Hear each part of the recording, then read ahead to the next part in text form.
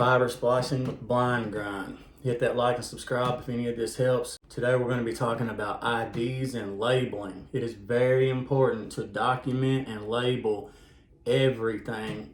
So if you ever have to re-enter this stuff, you know what's going on and what's what. Let's do a quick recap. The fibers start out at a source. It could be the CO, a remote, a hut, feeder ped. There will be a panel of some kind with ports that go out into the field. That panel has an ID. This panel just happens to be labeled FC9. It's a 48 count panel, but we're only using the last 24 fibers in the field. You'll see here at the splice case at the panel tail that we've got a 48 count panel tail cable going into this splice case, but only a 24 fiber coming out of it. We're going to be straight splicing through the last 24 fibers of that panel, the 48 count panels cable, to the 24 fibers in that field side cable. Now at this first splice location, you'll see these two cables entering the splice cable, the 48 count and the 24. There are footages on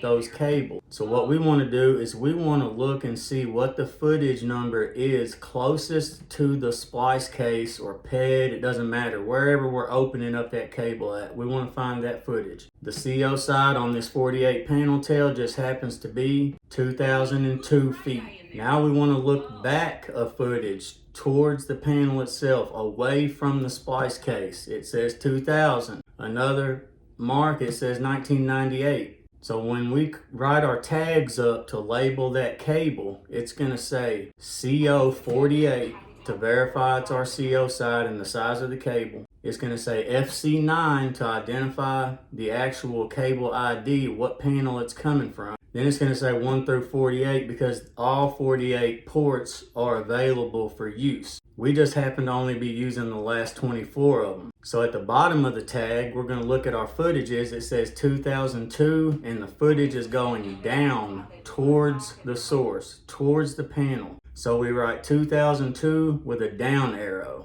We do the exact same thing with the 24 fiber that's going into the field. It says 1200. We look back a mark, it says 1202. Another mark, 1204. So we're going to write 1200 with an up arrow to identify that the footage is going up as it leaves that splice case. Okay, so now that we've straight spliced the last 24 fibers of that 48 count cable coming from the panel to that 24 fiber going into the field labeled B, it ends up coming into this print that has two locations. These are PEDs, and within these PEDs there's a splitter in each one. So you'll see this cable, this B cable that's now our CO, just came from that splice case where the panel tail was. It'll enter this PED. The splitter is heated up using fiber FC9 48. So inside this PED, we're going to break open that orange buffer tube, break out that aqua fiber, and splice it to that fiber that heats up that 4-port splitter. The other 47 or the other 23 fibers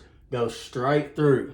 That's where our cable ID on our C cable is. Dead fiber number 24. We get to the next PED, we're going to do the same thing. We're going to get our footages, write up our tags. Here's our tags for the first splice. Because remember, the footage was going up when we left the panel splice. So now the footage will be going down back towards it. This helps us process of eliminate and verify what cable is what, especially when we start getting a lot of cables into pedestals or enclosure. Now at this second PED, we're going to open up that orange tube and splice the rose fiber to that splitters fiber. The other 22 fibers will continue on into the field on D here. You'll see it. Although it's fibers 1 through 24, we're actually using fibers 25 through 48 of the panel.